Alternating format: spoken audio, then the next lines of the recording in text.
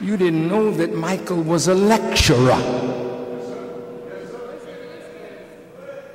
I was surprised when I read Michael's lecture at Oxford University in England. See,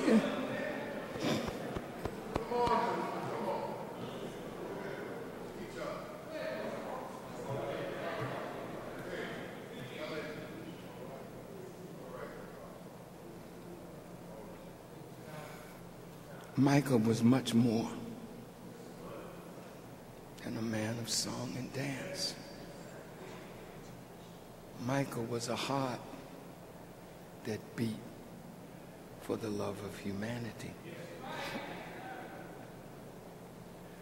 This is part of Michael Jackson's speech at Oxford. It's titled, "Heal the Kids."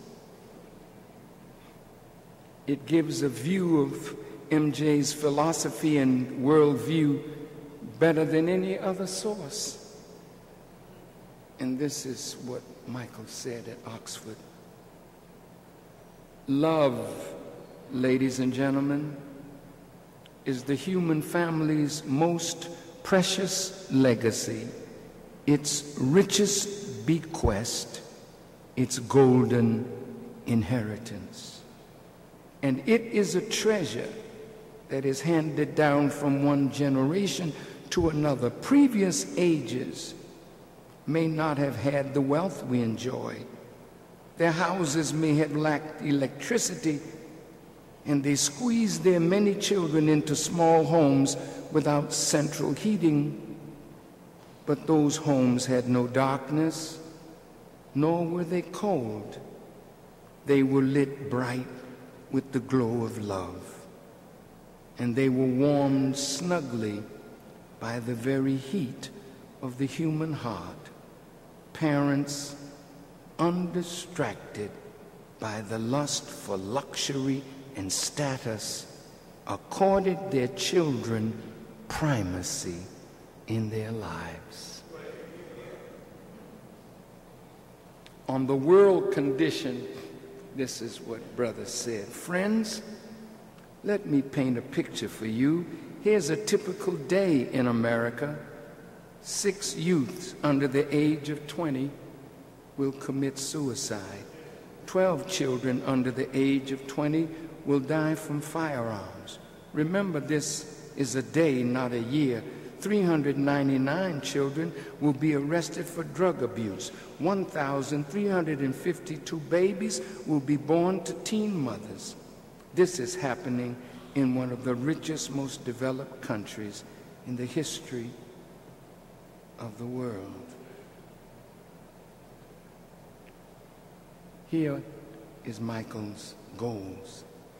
He said, our goal is simple: to recreate the parent-child bond, to renew its promise and light the way forward for all the beautiful children who are destined one day to walk this earth. They say that parenting is like dancing. You take one step, your child takes another. I have discovered that getting parents to rededicate themselves to their children is only half the story. The other half is preparing the children to re-accept their parents. Then he started talking about his father. He said he was talking about his father's father. He showed very little affection toward his family and raised my father and his siblings with an iron fist. Who could have imagined what it was like to grow up a poor black man in the South, robbed of dignity, bereft of hope, struggling to become a man in a world that saw my father as subordinate? I was the first black artist to be played on MTV, And I remember how big a deal it was even then, and that was in the 80s. My father moved to Indiana and had a large family of his own, working long hours in the steel mills, work that kills the lungs and humbles the spirit, all to support his family.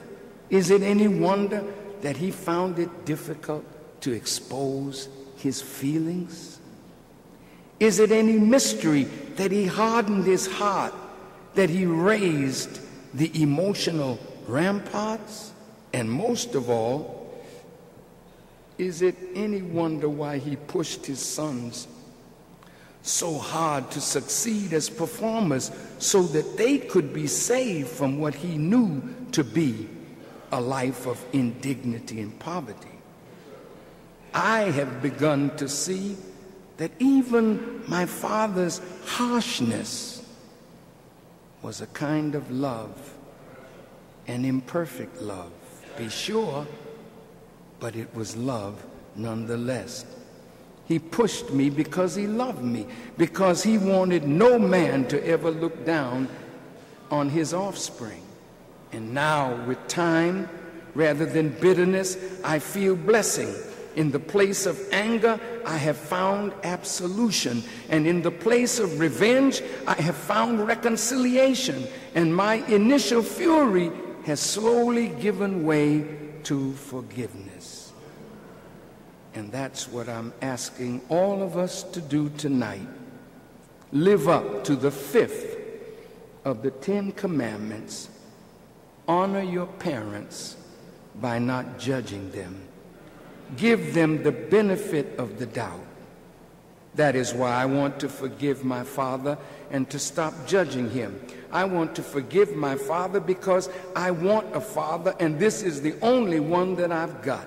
I want the weight of my past lifted from my shoulders, and I want to be free to step into a new relationship with my father for the rest of my life, unhindered by the goblins of the past.